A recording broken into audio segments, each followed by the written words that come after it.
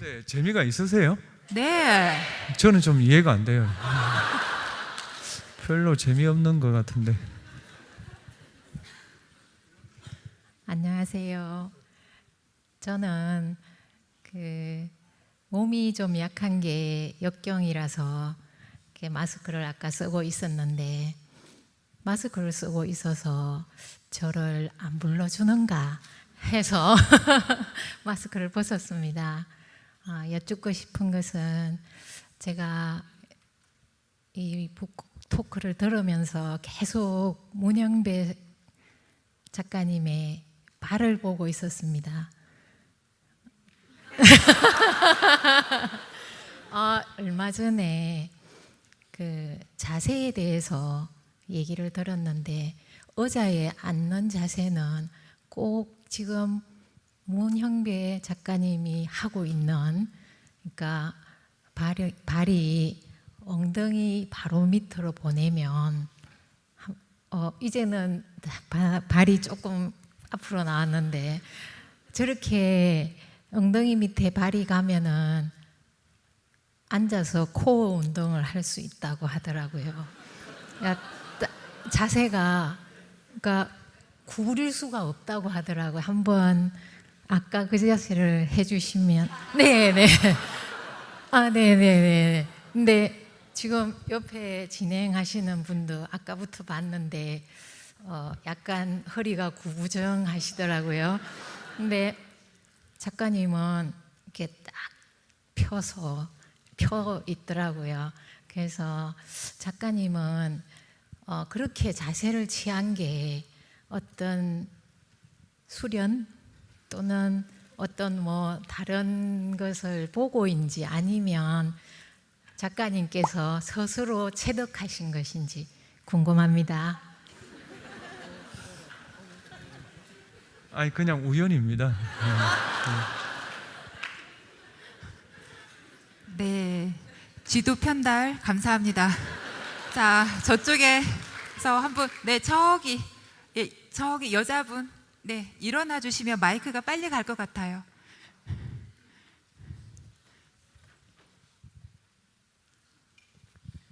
재판관님 안녕하십니까?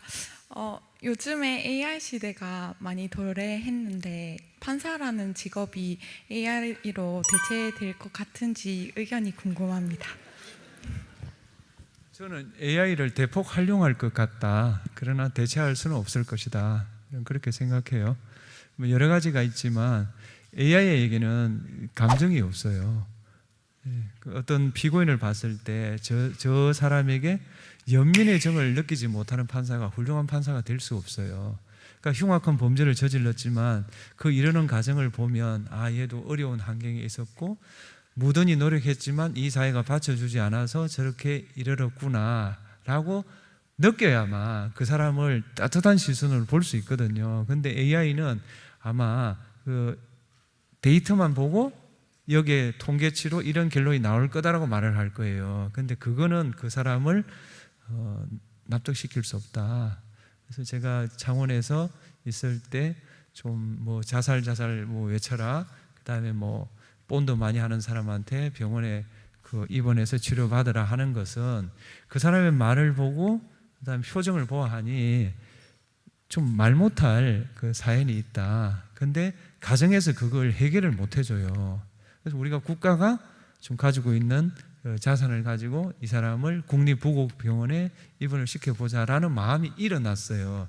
과연 AI에게 그런 감정이 일어날까? 예를 들면 어떤 애가 우물가에 지금 빠지려고 해요. 그럴 때 나쁜 사람이나 좋은 사람이나 그 다 애를 구하지 않겠어요? 근데 AI에게 그 상황에 대한 데이터가 없다면 그런 결론, 출력을 할 수 있을까요? 그래서 AI가 판사를 대체할 수는 저는 없다. 그리고 판사에게는 기계적인 그 과정을 거쳐서 결론을 내는 게 저는 바람직하지 않다고 봐요. 그러니까 어느 정도의 그 기준은 설정하는 건 좋으나 최종 결론은 결국 인간으로서의 자세에서 결론을 내리는 거지, 모든 조건을 다 뺀 그냥 데이터를 가지고 결론을 산출하는 식의, 다시 말하면 수학 공식처럼 그렇게 하는 게 저는 재판은 아니라고 봐요. 네, 말씀 잘 들었습니다. 아, 네, 여기 네. 저분이 막 부탁을 하셔서 네. 정말 감사합니다. 우선 저는 진주 사람인데 전남대학교에서 다니고 있고요. 거기서 학생 자치 언론 대학 교지를 만드는 용봉 편집위원회에서 편집장을 맡고 있는 이정하라고 합니다. 아까 북토크 중에 이 사회의 공론장은 죽었다는 말씀에 깊이 공감을 합니다. 그리고 오늘 여기 공론장을 마련해 주심에 감사드린다는 말씀도 드리고 싶습니다.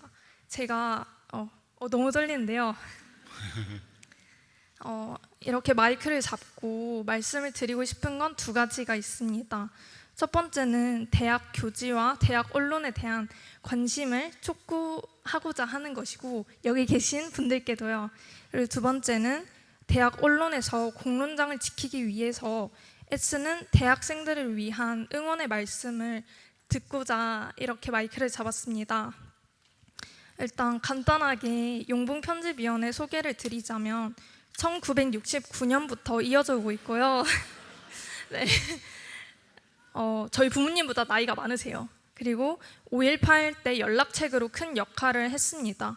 그리고 지금까지도 억강부약을 기치로 10명 남짓의 학부생들이 꾸려가고 있습니다. 학생운동 시절에 대학 언론이 공론장 역할을 했었지만 2010년대 들어서면서 학생운동이 줄어들고 공론장도 자연스럽게 축소되었습니다.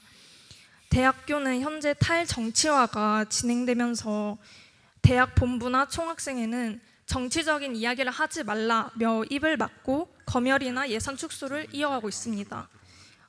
그 조지 오웰을 아마 책을 좋아하시니까 아시리라 생각하는데요. 조지 오웰은 모든 글쓰기는 정치적이라고 했고, 정치적이지 말라는 말이 가장 정치적이라고 했습니다. 용봉편집위원회도 마찬가지로 하루아침에 예산이 전액이 삭감이 되고 코로나19를 지나면서 거의 문을 닫을 뻔했어요. 여전히 그 타격에서 회복 중이기도 하고요. 저와 함께 활동하는 분들은 전남대학교에서 유일하게 남은 공론장을 지키자라고 하면서 애쓰고 있고 스스로 굉장히 뿌듯해하고 있습니다. 함께하는 분들이 학업이랑 병행하면서 학기 중에는 모여서 북세미나를 하고요. 방학에는 한 달 반을 자기 시간을 들여서 이렇게 교지를 내고 있습니다. 그래서 이런 저희 전남대 용봉뿐만 아니라 전국에 있는 대학 교지들, 언론들에게도 좀 힘이 되는 그런 말씀을 해주시면 감사하겠다는 말씀을 드리고 싶고요. 그리고 나중에 이 교지도 꼭 전달해 드리고 싶고, 여유가 되신다면 후원도 조금 요청을 드리고 싶습니다. 네, 이상으로 말씀 들어주셔서 감사합니다. 그 용봉동이 전남대에 있는 동이죠? 네, 맞습니다. 네. 예, 하여튼 그 20대들은 정치가 삶의 근본 조건을 결정한다는 데 대한 인식이 좀 부족한 것 같아요. 그러니까 흔히 정치라는 게 가치의 권위적 분배란 말이 있잖아요. 그럼 정치에 참여하지 않은 사람은 분배를 받지 못하잖아요. 제가 볼 때는 지금은 60대 이상의 그 어떤 영향력이 20대의 영향력보다 저는 크다고 보거든요. 그 이유는 여러 가지가 있겠지만 60대 이상의 투표율이 20대 이상의 투표율보다 훨씬 높아요. 그래서 우리 때는 정치에 너무 과잉이라서 문제였고, 지금의 20대는 정치에 너무 과소해서 문제 아닌가. 예를 들면 취업을 할 때 학벌주의가 문제다라고 하잖아요. 그 학벌주의를 깨는 건 정치가 하는 거예요. 학벌주의로 사람을 뽑지 못하도록 제도를 만들면 되잖아요. 그다음에 지방대가 안 되는 이유는 지방대 예산이 적게 가기 때문이에요. 그럼 지방대학에 예산이 많이 가도록 정치를 하면 되는 거 아니? 근데 그거는 다 안 하고 단지 우리에게 왜 이런 홀대를 하냐라고 말하면 그건 문제를 해결할 수 없다. 그런 점에서 용봉 편집위원회가 많은 일을 해왔으리라, 그리고 앞으로도 잘 하리라 생각합니다. 네.